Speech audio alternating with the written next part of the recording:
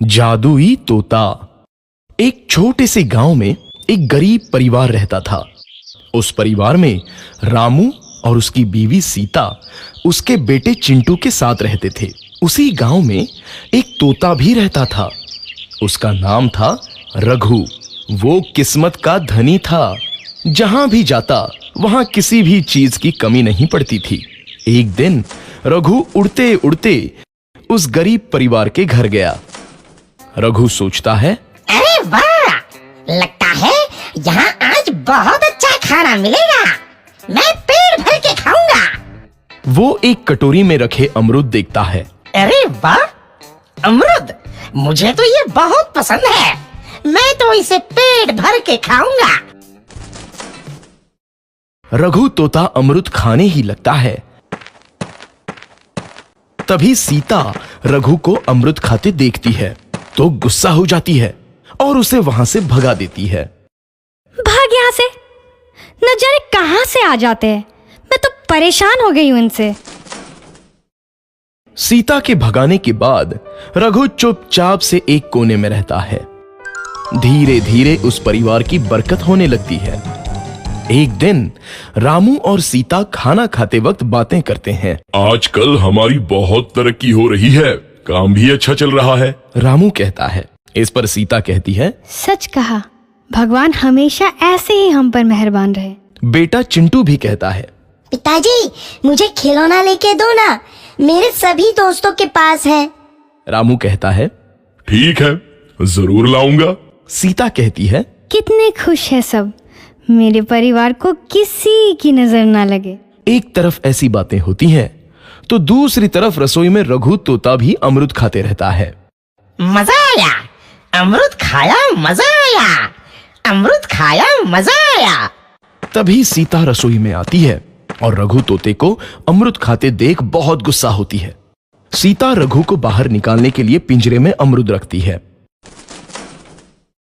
रघु जब अमरूद खाने लगता है तो पिंजरे का दरवाजा बंद हो जाता है और वो उसमें फंस जाता है। मुझे बाहर निकालो, मैं यहाँ फंस गया हूँ, मुझे बचाओ। अगले दिन सीता पिंजरा उठाकर बाहर दूर उस रघु को छोड़ देती है। रघु के जाते ही उनके घर आई बरकत धीरे धीरे कम हो जाती है।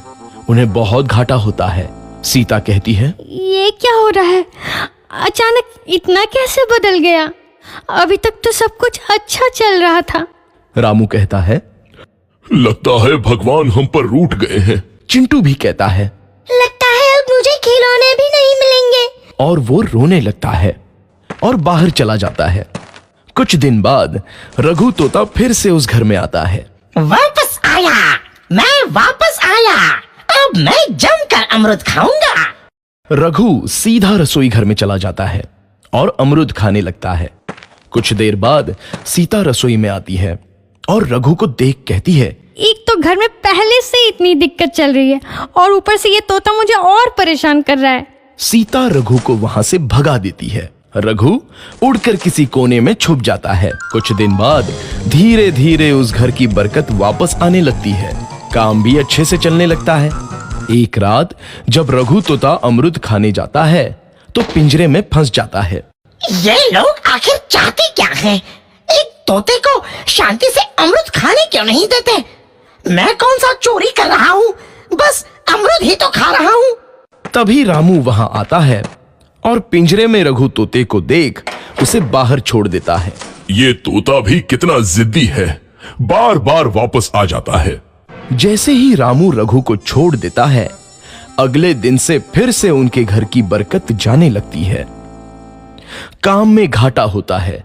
किसी को समझ नहीं आ रहा था कि ऐसा क्यों हो रहा है। रघु तोता घर आता है तो अचानक बरकत आती है और जब रघु तोता को बाहर निकालते हैं तो बरकत चली जाती है। एक दिन सीता रघु तोते के घर आने और बाहर जाने की स्थिति पर नजर रखती है।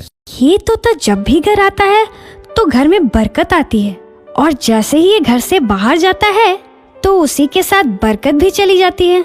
कहीं ये जादुई तोता तो नहीं है? अगली बार जब ये तोता घर आएगा तो मैं इसे कहीं नहीं जाने दूंगी। सीता रघु का बहुत इंतजार करती है लेकिन रघु तोता दोबारा उस घर में कभी नहीं आता।